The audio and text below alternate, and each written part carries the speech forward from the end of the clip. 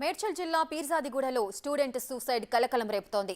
శ్రీ చైతన్య కాలేజీలో ఇంటర్ విద్యార్థిని అనుమానాస్పద స్థితిలో మృతి చెందింది. అయితే తల్లిదండ్రులకు సమాచారం ఇవ్వకుండా విద్యార్థిని వర్ష మృతదేహాన్ని మార్చురీకి తరలించడంపై కుటుంబ సభ్యులు అనుమానం వ్యక్తం చేస్తున్నారు.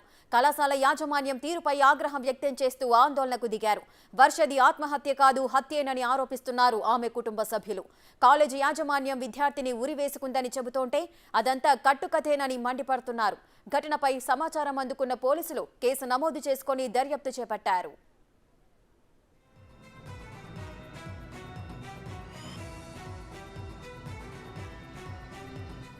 వర్ష మృతిపై పలు అనుమానాలు వ్యక్తమవుతున్నాయి. చదువు పేరుతో శ్రీ చైతన్య డీన్ ఒత్తిడి చేశారని, ఆ ప్రెజర్ తట్టుకోలేకనే సూసైడ్ చేసుకుందని ఆమె తల్లిదండ్రులు ఆరోపిస్తున్నారు. ఈ నేపథ్యంలోనే కాలేజ్ ఎదుట విద్యార్థి సంఘాలు ఆందోళనకు దిగాయి. వర్ష మృతికి డీన్ మమత బాధ్యత వహించాలని, వెంటనే ఆమెను ఉద్యోగం నుంచి తొలగించాలని డిమాండ్ చేశారు. బాధిత కుటుంబానికి శ్రీ చైతన్య విద్యాసంస్థల యాజమాన్యం 50 లక్షల ఎక్స్గ్రేషియా చెల్లించాలన్నారు. ఘటనపై ఇంటర్మీడియట్ బోర్డు కమిటీ వేసి విచారణ జరిపించి తగిన చర్యలు తీసుకోవాలని డిమాండ్ చేశారు. మరోపక్క వర్ష తమ వల్ల చనిపోలేదని, తల్లిదండ్రులకు దూరంగా ఉండటంతోనే మానసికంగా కుంగిపోయి ఆత్మహత్య చేసుకుందని చెబుతోంది కాలేజ్ యాజమాన్యం. కేసు అంటారు. ఇప్పుడు నిన్న 12 గంటల 8 నిమిషాలకు అమ్మాయి చనిపోయింది. ఇంతవరకు వాళ్ళు ఏం పట్టించుకోలేదు. పోలీసు వాళ్ళు తీసుకుపోయి వీళ్ళు పోలీసులను అడ్డం పెట్టుకొని వీళ్ళు తీసుకుపోయి గాంధీ హాస్పిటల్లో వేస్తే పాప ఏమైపోలే, హత్య లేకనే ఉంది. వాస్తవంగా చెప్పాలంటే యాంగర్కు ఉరేసుకుందని చెప్పారు. ఫస్ట్ యాజమాన్యం ఉరేసుకున్నదని చెప్పారు.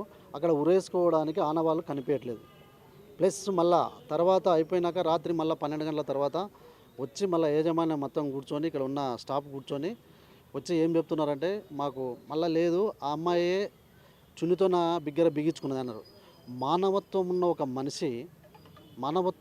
మనిషి ఎవరైనా బతికున్నోళ్ళు వాళ్ళ చేతితోన ఇట్లా ఉరేసుకుంటారా? జరిగిన సంఘటన 12 సంథింగ్ జరిగింది. కానీ హాస్పిటల్కి ఏ టైంలో తీసుకెళ్ళిండ్రు? వితౌట్ ఇన్ఫర్మేషన్ పేరెంట్స్కి ఆఫ్టర్ 2 o'clock ఇన్ఫార్మ్ వచ్చేసింది. అయితే అంతకన్నా ముందు పేరెంట్స్కి తెలియకుండా హాస్పిటల్, పోలీసులు, గాంధీ భవన్ వరకు అమ్మాయిని తీసుకెళ్ళడం తెలిసింది. కానీ పేరెంట్స్కి ఇన్ఫర్మేషన్ ఇవ్వడం తెలియదా? దీనిపై మాకు కావాల్సింది అంటే పూర్తి అనుమానం ఉంది. అమ్మాయిని ఇక్కడ తీసుకురావాలి, పూర్తి ఎంక్వైరీ చేసి మాకు న్యాయం జరగాలి. విద్యార్థిని ఆత్మహత్యపై వివాదం రేగడంతో ముందు జాగ్రత్తగా కాలేజీ సెలవులు ప్రకటించారు. దీంతో క్యాంపస్ను ఖాళీ చేయాలని విద్యార్థులకు ఆదేశించారు. సెలవులు ఇవ్వడంతో విద్యార్థులు సొంతూళ్లకు బయలుదేరుతున్నారు.